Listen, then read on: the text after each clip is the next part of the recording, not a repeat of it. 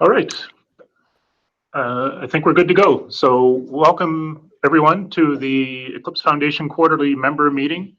This is we do this on a quarterly basis where we as the foundation get together and give you updates on what's going on, the activities that we've already done, and some of the planning that's going forward. This is being broadcast live and also being recorded, so feel free to ask questions in the chat. On the YouTube chat, you can do that either live during this, and we will be monitoring the chat and answering the questions directly, or you can leave your questions or comments in the chat afterwards, and we'll follow up with those questions afterwards. My name is Paul White. I'm the Vice President of Member Services at the Foundation.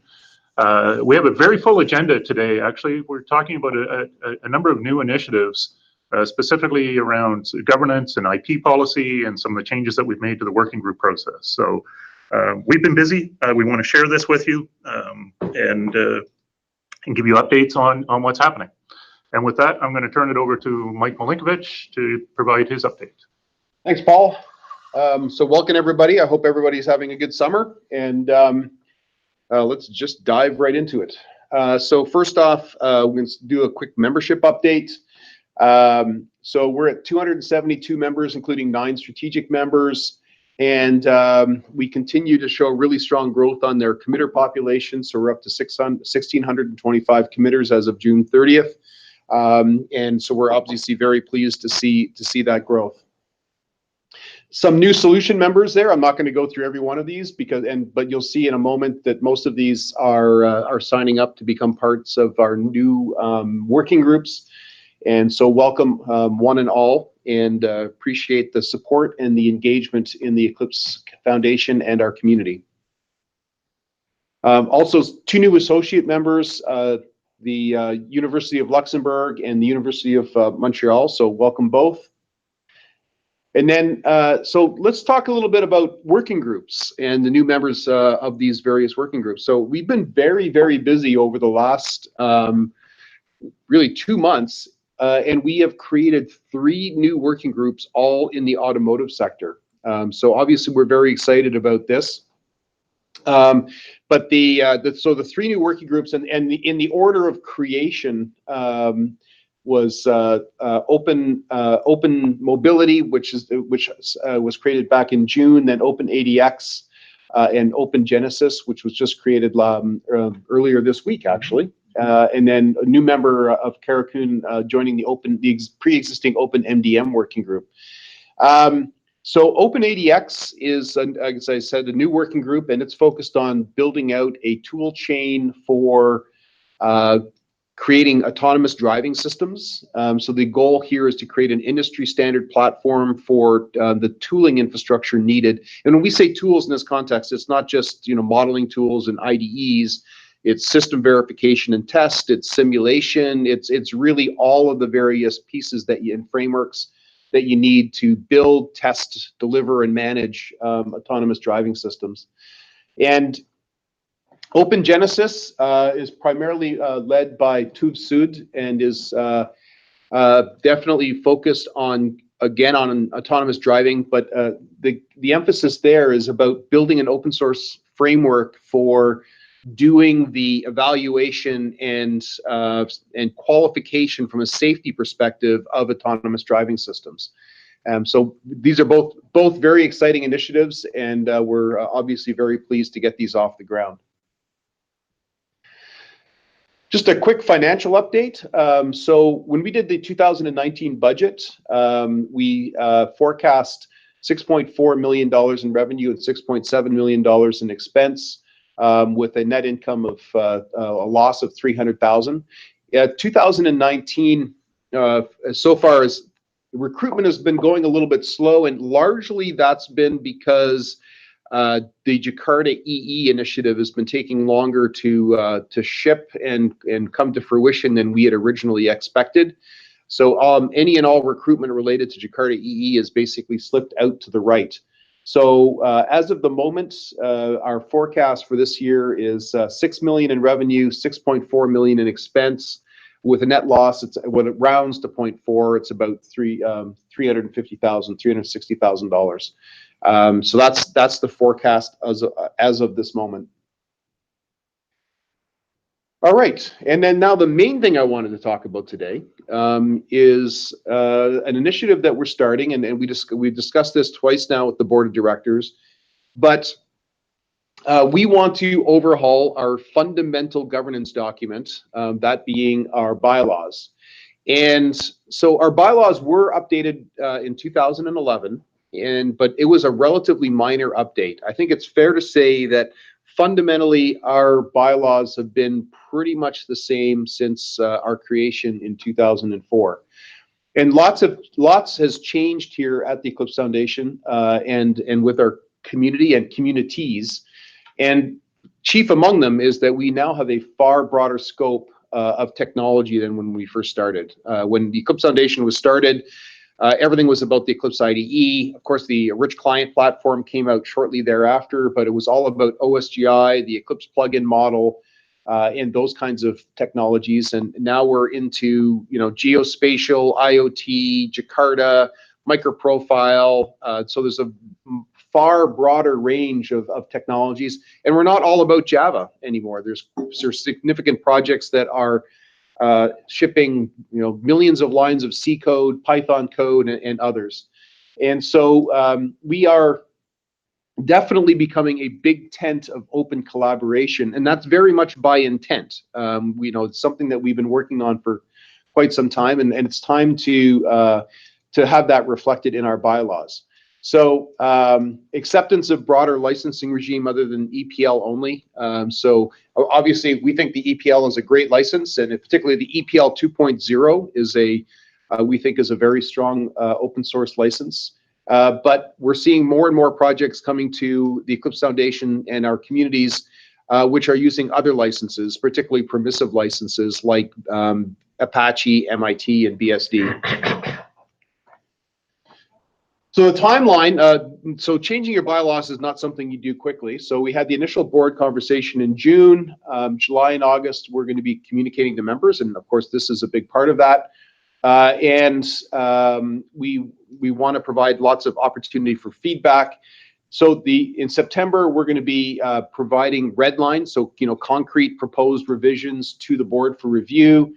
The board will vote on it in our October board member. Immediately following that, we'll initiate a vote of the membership at large, and a 2/3 majority of our members do have to vote in support of changing our bylaws. And then the goal is to have this fully in effect for January 1, 2020. Obviously, it takes time to get all of our members to vote, so we're planning on pushing this. The expectation is it's going to be on the order of 5 or 6 weeks of voting, and to get this to a completion. So just to go over a couple of the things that we're looking at.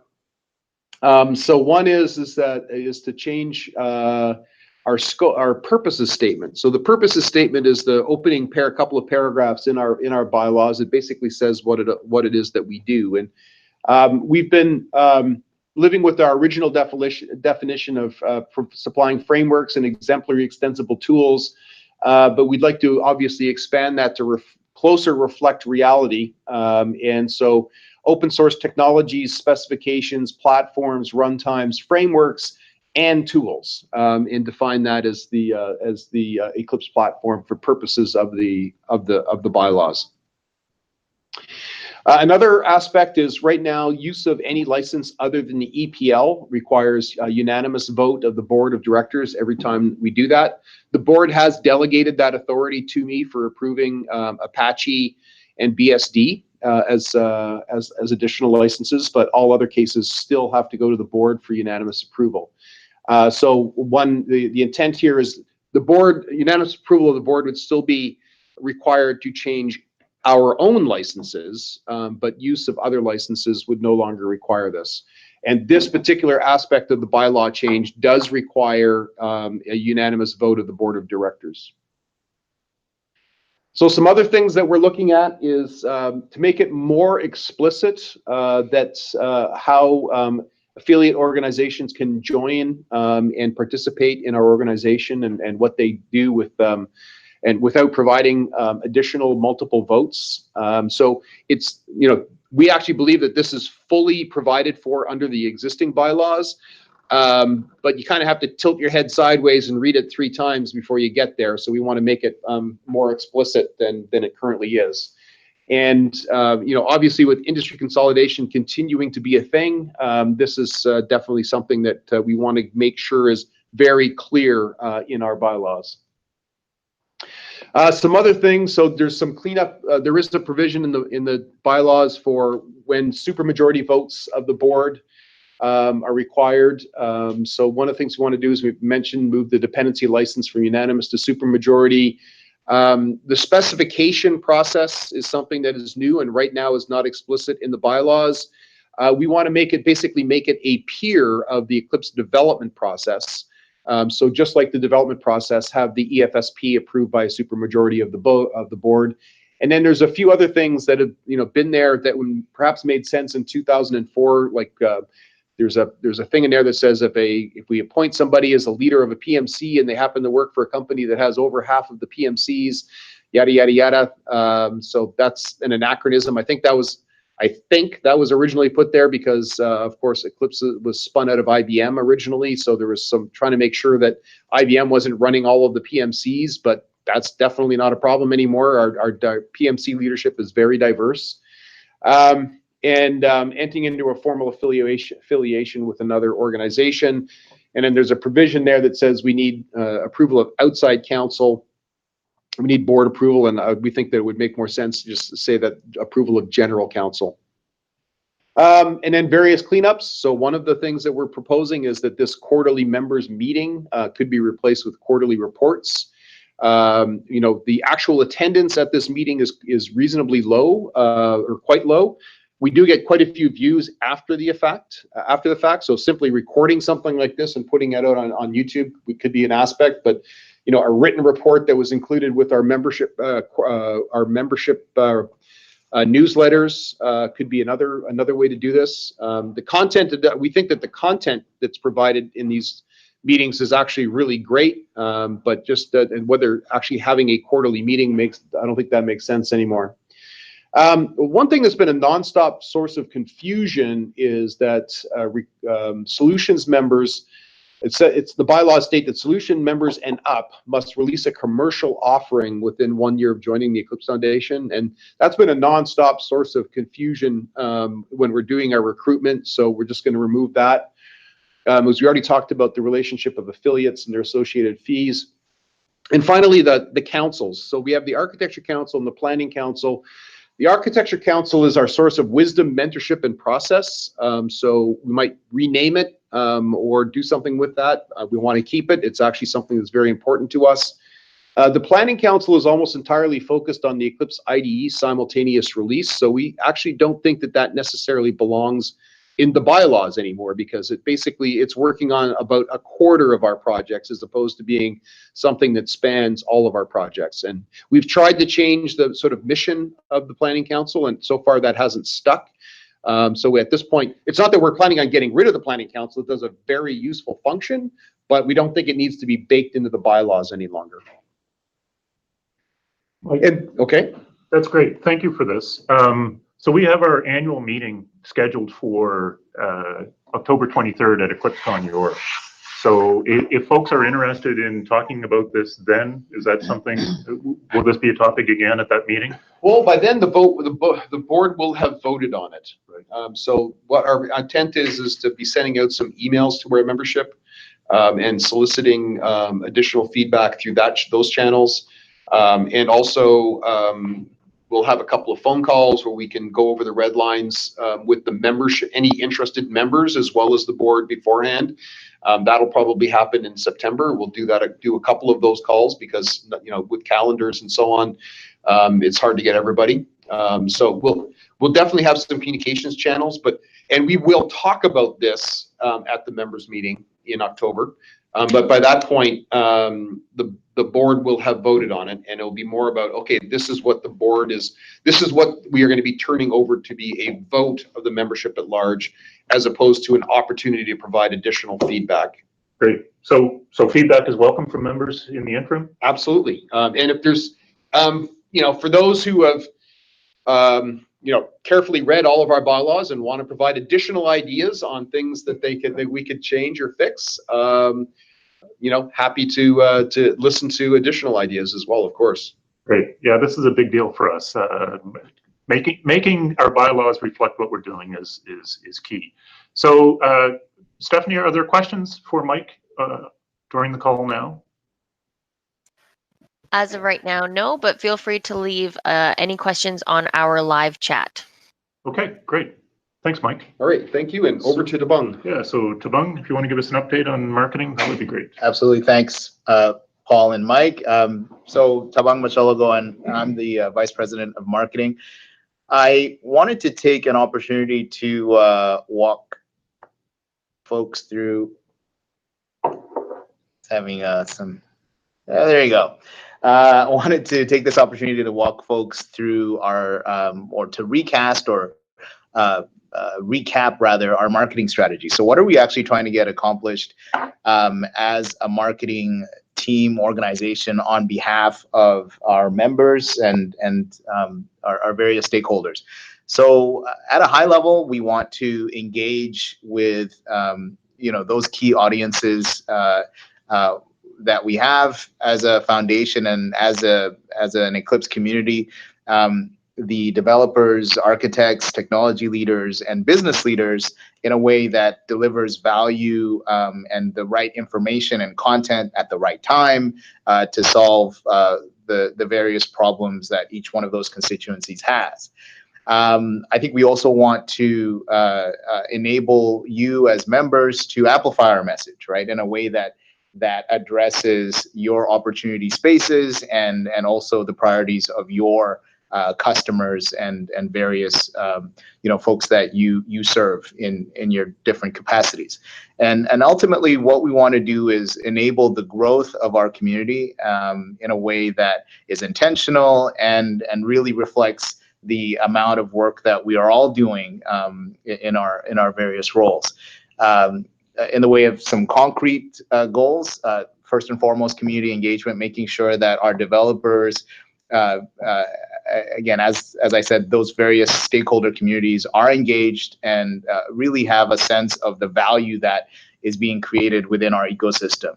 Of course, we want to make sure that people are using the various Eclipse technologies, right? So as Mike mentioned, the breadth and depth of what we do here is really something that we should all be proud of, and we want to be able to tell stories in a way that really drives people to consume and use those technologies. Similarly, what we see as a huge value and distinction or differentiation that we have within the Eclipse ecosystem is that these are commercializable technologies, right? So we want to drive the commercial adoption in that respect, building products and services that are compelling and of value. And ultimately, and this speaks to the growth, is that we want to be generating awareness and also driving the acquisition of net new members rather of the working groups. So we're growing at a pace that is in line with our strategic objectives. Some latency on the keyboard here. I'll try this.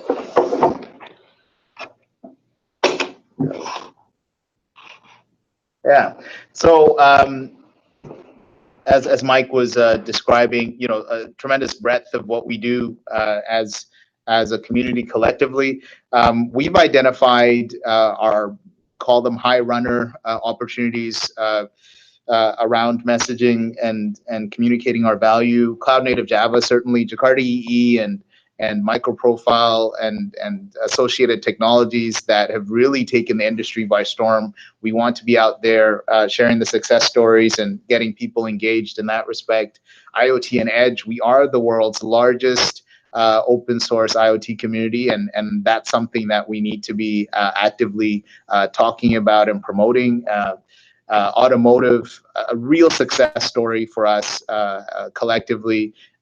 People just don't know enough about it, right? So that's really an opportunity for us, and you have been and will continue to see more announcements and promotional activities in that regard.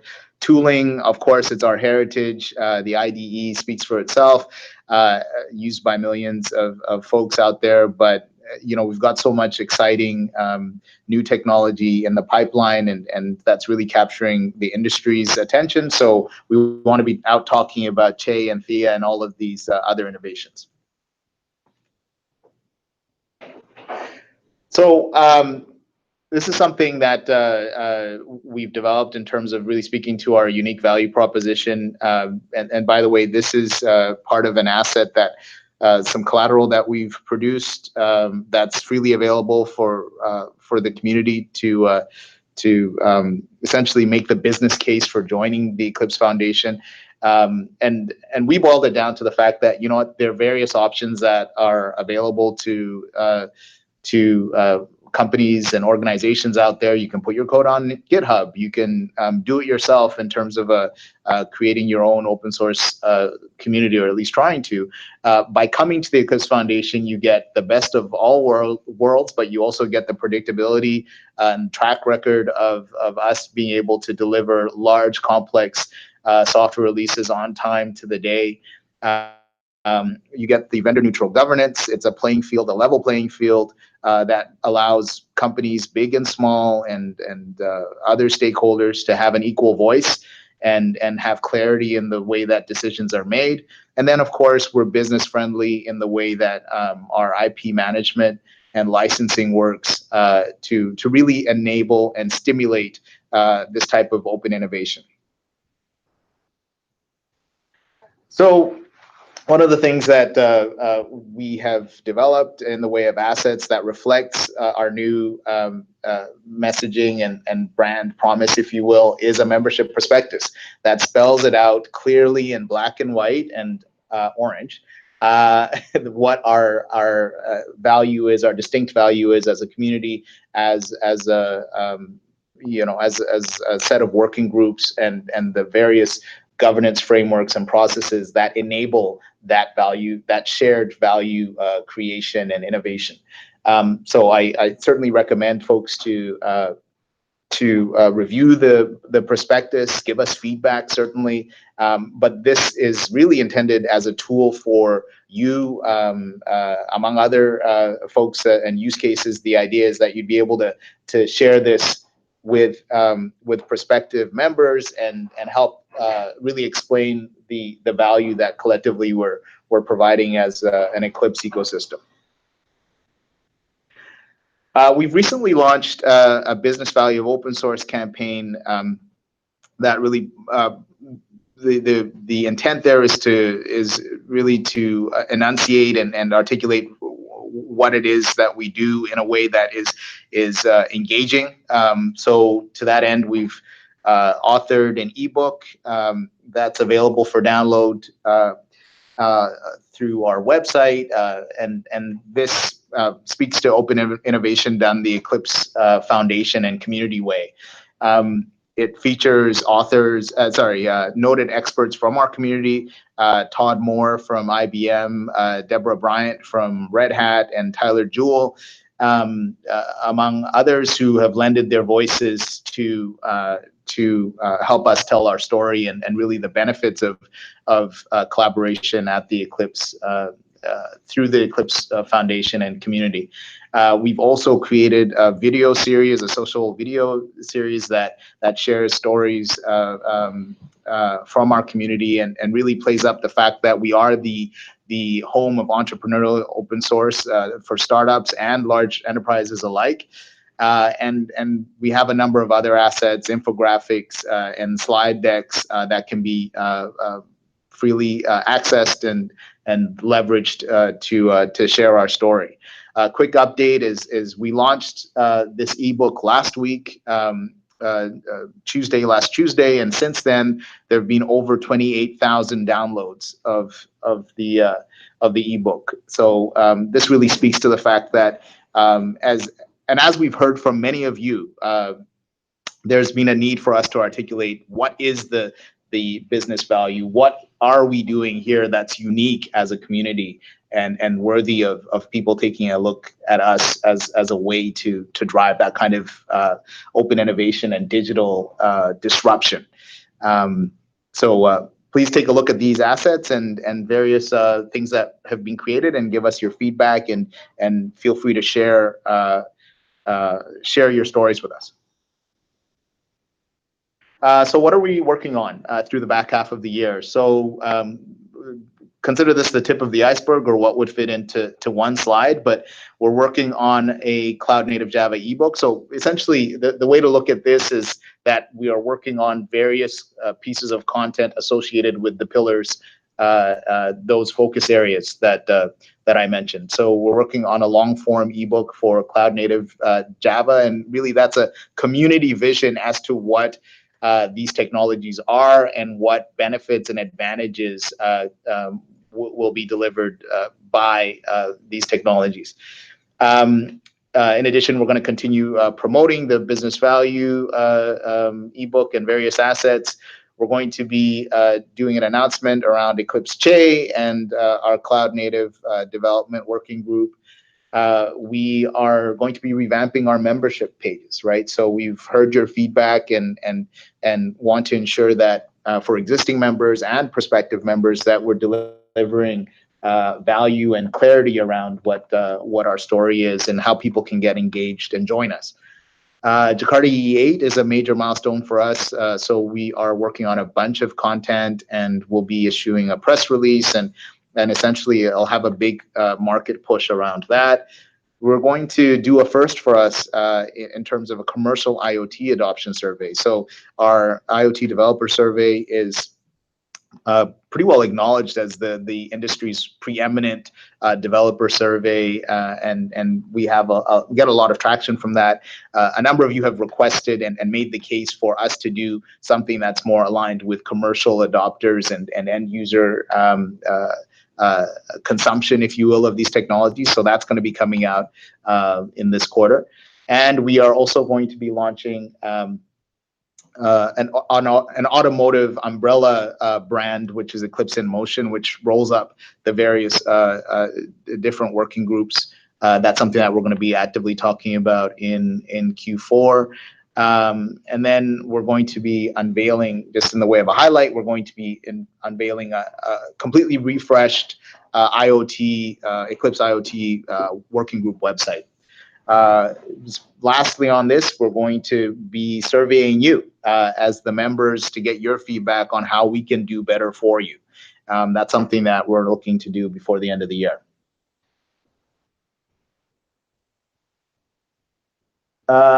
I guess I'll close with how a call to action and really asking you to get involved.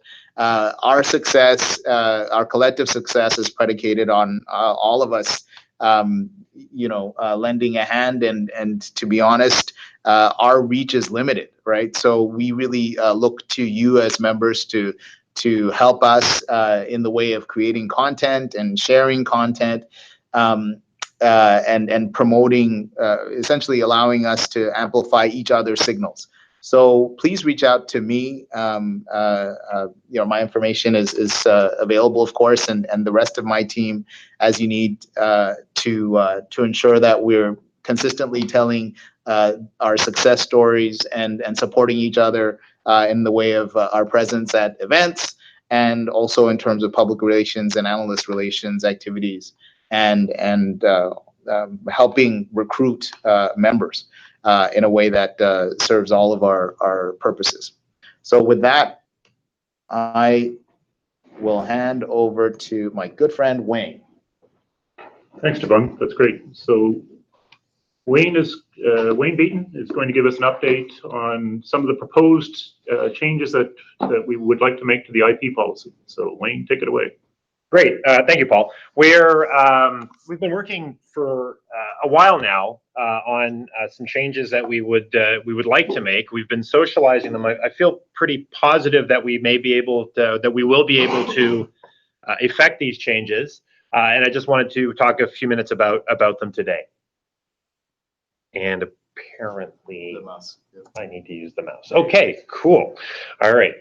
So our goals when we started this were basically to just reduce the overall burden. As somebody, as the person who's, the primary contact for new projects coming to the Eclipse Foundation, the welcoming embrace of making a new project open 400 CQs seemed to be something, an area that we figured we could make easier for people.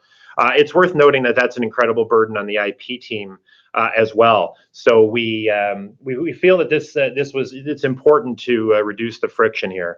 But at the same time, it's important that we remain well respected within the community as a source of great IP issue mitigation, and that we make sure that the risks associated with intellectual property management are properly addressed. In a nutshell, how we hope to get there is by focusing on license compliance for third-party content. This is, and I'll talk a bit more about this later. This is effectively adopting what we call today Type A due diligence for all third-party content. Allow us, we've been exploring and working with some third parties of information. We do actually have a fairly vast database of our own, but we would like to leverage the work of others and, of course, community-sourced content. And again, I'll speak to this in a few minutes.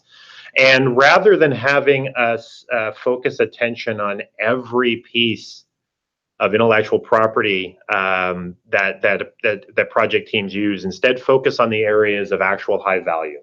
Focus on basically dedicate IP resources and engagement with the IP team only on those things that are actually adding value. Just pictorially, and I should point out that this is very abstract and certainly not to scale.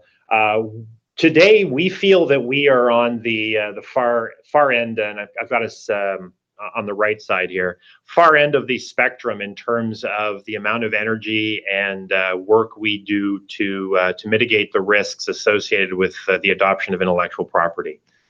Our target is to move ourselves again on this scale slightly, somewhat to the left. We believe that when we're done this with these proposed changes, that we will still be doing for intellectual property management and risk mitigation far more than most companies do, and certainly far more than any other open source communities do. So this is just something to keep in mind that we've been using as a guiding principle as we move through this process. So bit more depth. What we hope to provide at the end of this is first and foremost with project code. This is content that is owned by the project team, developed by the project team, maintained by the project teams. We're not going to make too many changes in terms of process other than I'm hoping to make changes that allow new projects to keep their history when they arrive at the Eclipse Foundation. This is something we think is really important, certainly in terms of our own risk mitigation when it comes to third-party content. This is actually something we look for. We look for history and of third-party content. So we want to make sure that our history is made available. And I'm pretty confident that we're going to be able to pull that off. In terms of third-party content, this is where we're really focusing our attention. And I'm going to read the list. Probably I'll add color in the coming slides. Focus again, as I said earlier, on license certification and compatibility. This is again what we call Type A today, and what we're hoping to do is eliminate Type B style, the deep dive provenance, checking every line of code that we do on third-party content. The fact of the matter is that nobody else does that, and it's a massive amount of effort for what we've discovered over time to be relatively small returns. I believe all time we've probably rejected on the order of 3% of requests based on that full depth of due diligence. Now, that's not to say that we will never investigate anything deeply. Is as we, as I mentioned earlier, be a focus on areas of high value. As we identify content that requires further scrutiny, we will give it that scrutiny and go as deep as we need to on that content. We recently, for example, dug really deeply into Electron and found a few interesting things. Anyway, so yeah, again, we're going to continue to do that sort of due diligence, but only in those cases where it's required. We are going to focus on the bill of materials. Now, the bill of materials is the full bill of materials, all of the content that a project is leveraging, again, third-party content that a project is leveraging, rather than our current focuses, which is on every single individual piece of content. So that, again, this will give us a more holistic view and allow us to identify just those things that require further scrutiny. What this means in practice, again, is individual CQs only when they are absolutely required. I actually envision a future where, at least for some projects or for many projects and many releases, absolutely no CQs will be required. I think that that's one of the goals that I have in mind, and certainly we will eliminate piggybacks and any notion of add to orbit. And I have designs, and we need to think a little harder about what we're going to do with works with dependencies, but there's certainly something we're hoping to do something about. And then parallel IP is also going to become the standard. Right now, there's a number of conditions under which parallel IP applies. I'm hoping to remove those conditions and just make parallel IP be something everybody can leverage.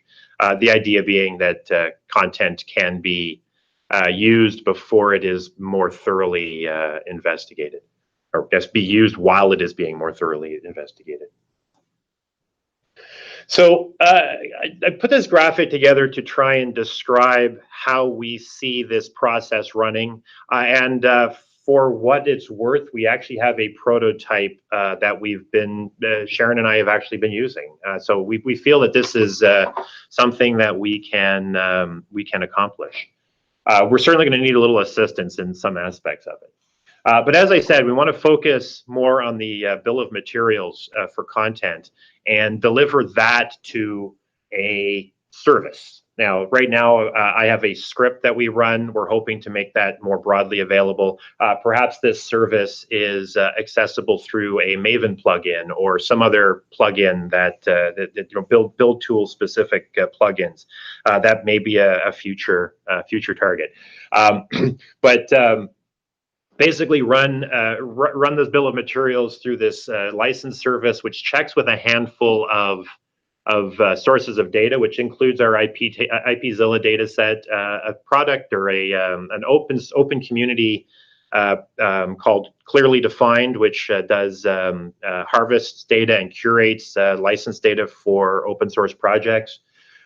We have a white list of licenses that the board of directors has given us permission for our projects to use. And then as we explore this, we collect various overrides and information,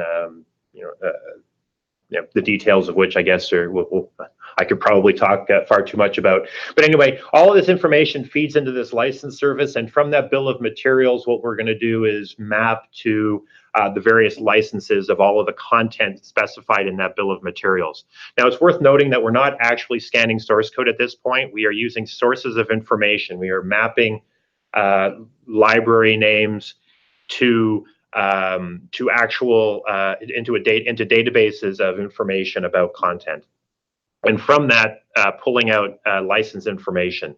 In the event that we identify content for which we do not know the license or are not confident in the license for whatever reason, that is the content that we deliver to the IP team. They do their review and then feed that information back into the system. First through a series of overrides, so that once the IP team does your review, the next time you run, it should just come up okay. And then over time, we push that information into the public, into the other sources. So in the example of the community that we're really positive about right now is Clearly Defined. So we'll be pushing pushing anything that we find into our own data set, of course, and into clearly defined. So, again, this is actually, we've got a working prototype of this, so we're pretty excited that this is something we're going to be able to pull off, and then again integrate with things like Maven plugins and perhaps have some kind of handy web interface, which makes this really super simple for project teams to use. And the idea again is that project teams can use this as they're doing their own development, and basically at the end of or near at some point during their development cycles, they can deliver it to the IP team so that the IP team can just validate or maybe identify the content that needs further scrutiny. Again, otherwise, just give the project team the tools that they need to move forward with confidence that the intellectual property they're including will pass muster near the end of a release cycle. In terms of timeline, we've been working on this for a little while. I think we probably first started talking publicly about this at EclipseCon 2018. We've been working on it probably a little bit before that, but we've consulted with various communities. We've been working with the board of directors, the IP advisory committee, and others. I've engaged the architecture council, not nearly as much as I have liked, and I'm going to be engaging them more over the coming weeks and months to basically come up with some modifications to the IP policy that we will need to have in place in order to implement these changes. We're shortly, hopefully over the next couple of weeks, introducing this to the IP advisory committee for some form of approval from them before we take it to the board of directors. We've been socializing it with both of these bodies for the last few months, actually. So our hope is to have an approval of a new IP policy by EclipseCon 2019. And from my perspective, EclipseCon this year and EclipseCon Europe is going to be all about intellectual property. It's a pretty exciting thing for me. I think it's a pretty exciting thing for the community. This would be a great opportunity to kind of be ground floor on some of this work and have some influence over how we update the process and the various tools that we wind up putting into place. My hope is that rudimentary tools to support all of this are in place by the end of 2019, and we will continue to evolve and work. But again, our focus will be more on tools and generally improving the experience for both the committer community and the IP team through 2020. And at some point in the future, and I'll be honest, we haven't really put the energy that we need to into this yet. IPzilla will be replaced by something that's more modern. Worth noting, again, as I mentioned earlier, though, when we are successful with these proposed changes, the requirement to interact via IPzilla will reduce significantly. So that pain will likely drop, hopefully a lot closer to zero. We'll, based on that experience and based on how we continue to interact through IPzilla, we'll use that as our requirements into determining what the replacement will be. So benefits, benefits I think are obvious. Flexibility, we believe that this will give projects more flexibility to explore third-party content without directly interacting with the IP team and waiting on the IP team for clearance before they can actually do anything. This should reduce the amount of administrivia that project teams engage in. This should also, and I think naturally with less engagement with the IP team, we should result in faster service and just overall general better predictability, which has been a frustrating point for me for a very long time. This should keep our work queue more manageable and therefore more predictable. There's a certain stigma associated with the type A, type B differentiation. It sort of seems like maybe the nuclear option to just remove type B to remove that stigma, but hey, well, I'm going to take that as a win if we make it work. And this also, we're hoping that this frees up more of our IP resources to engage with the broader community. I mentioned clearly defined. We've been working sort of on and off with the SPDX community. We feel that there's a great deal of value to the Eclipse Foundation and community to have our IP team working with these communities, and we'll do that. And I think that's a value to the community, our community as well.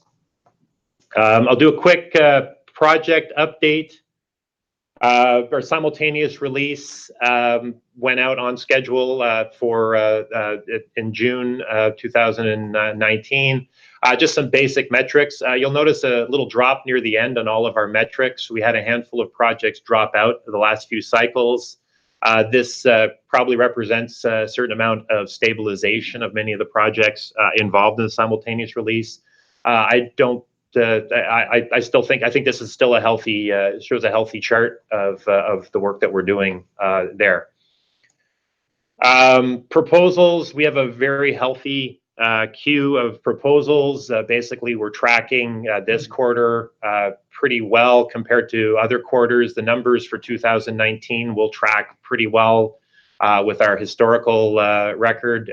We tend to have a year-over-year increase in the number of proposals that come to the Eclipse Foundation, which I regard as a healthy indication that we're regarded reasonably well in the community. Handful of new. Here's a list of the new proposals that were brought to us in second quarter. Bunch of these are Jakarta related or EE4J. There's a couple of they're all very cool. I won't. I'll just leave it there long enough for you to read the list. And we're moving. And thank you to all of the member companies who have contributed content to Eclipse projects over the last 3 months. That's this chart. Your membership, your company logo appears here if you've contributed at least one thing to one project. So thank you to those member companies who are actively participating in our projects. Yeah, that's 70 or so companies that have been involved just in the past quarter. That's awesome to see. Yeah. And with that, I turn it over to Paul. I think I just need the mouse. That's what's working.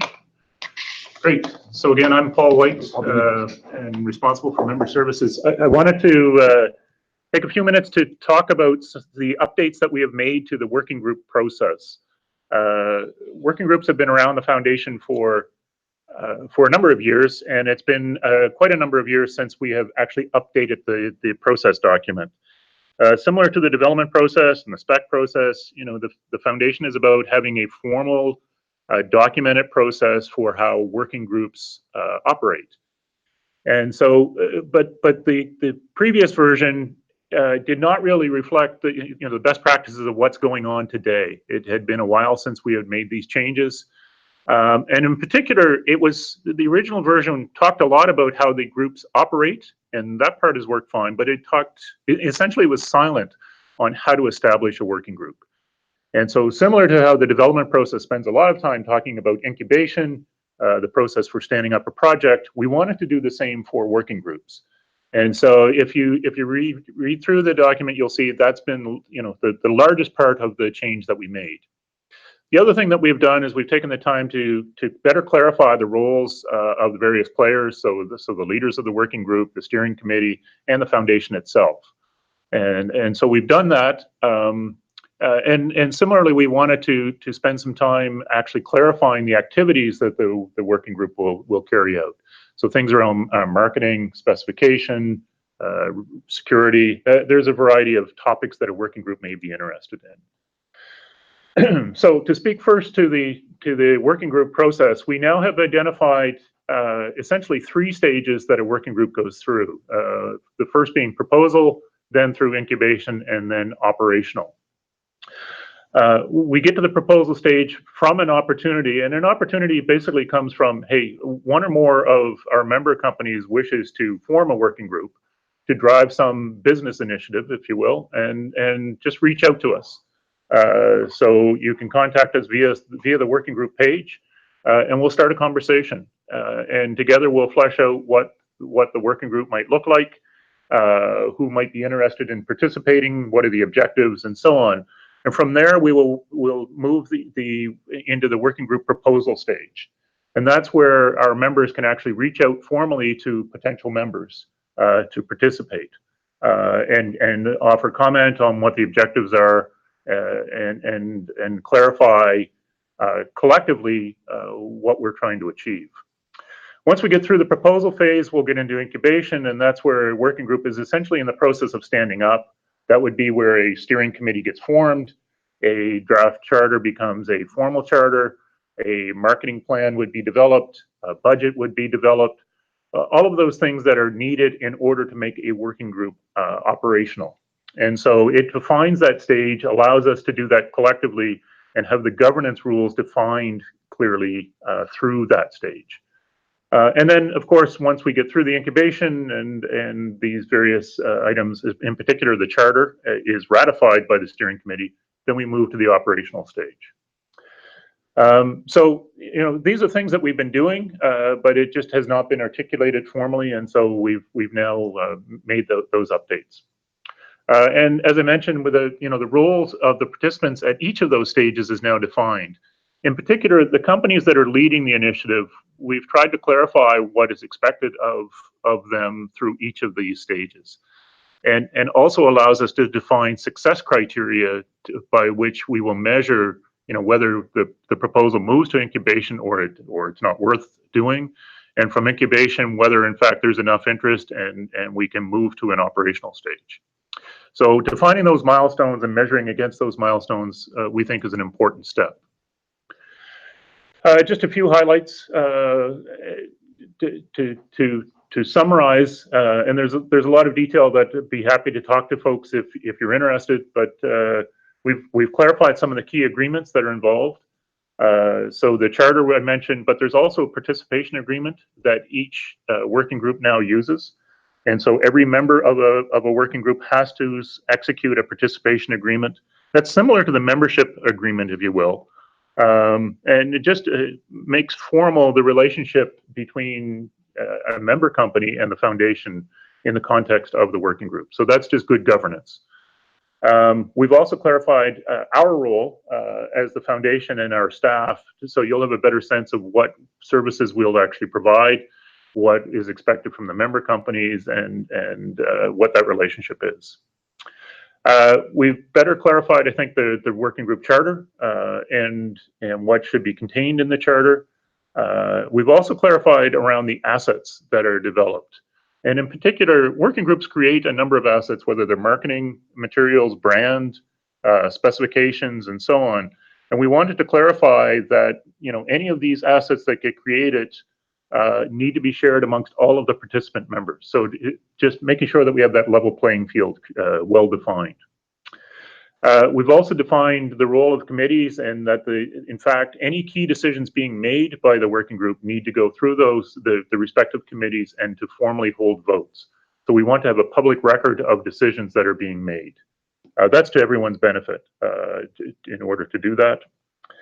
And just a clarification, the original working group process defined release reviews. It was anticipated that would be a useful thing for working groups to follow. In fact, it hasn't been, and so we've removed it as being a formal step of the working group process. It could be used by a particular working group if it was useful, but in fact, it hasn't been up to this date. So this updated process was approved by the board in June. We've published it now on the working groups section on our website. The specific link is on the screen. But as I say, if you have questions about it or want to participate in any of our working groups, feel free to reach out to us through the links on that page. And finally, for the meeting today, I wanted to give a quick update on our conferences. This is something that we do each quarter, and to talk about the events that the foundation itself is sponsoring. We do attend a number of events, and we look forward to meeting you at those various events. But these are two that the foundation itself is actually driving. So the first one I want to mention is Jakarta One live stream.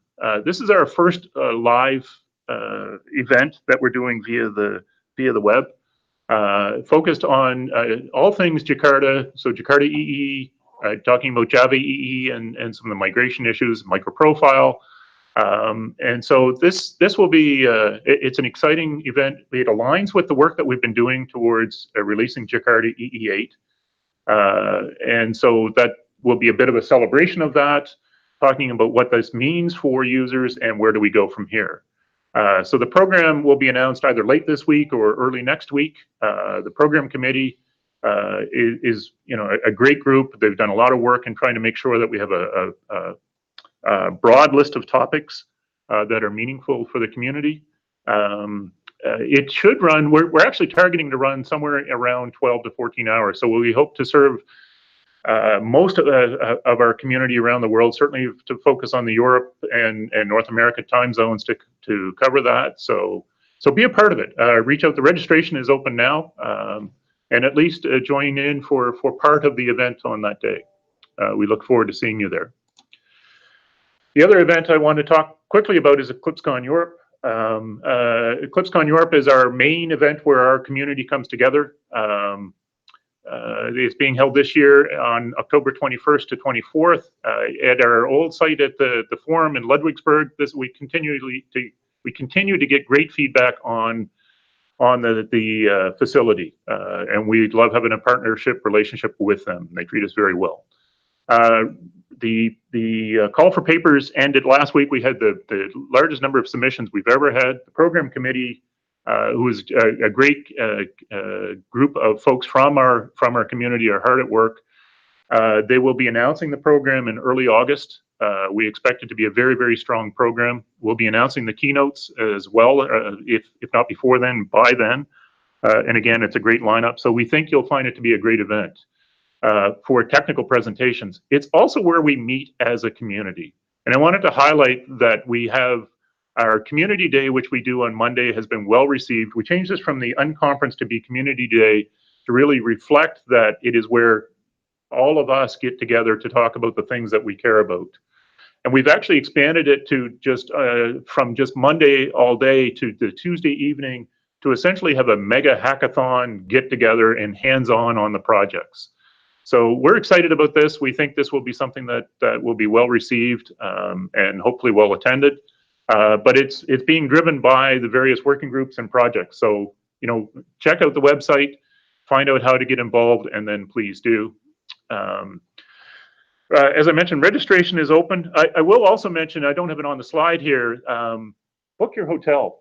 It's always a challenge to get hotels at the last minute. And so if you have a favorite spot you want to stay, whether it's the Nest or one of the other local hotels in Ludwigsburg, get at it now.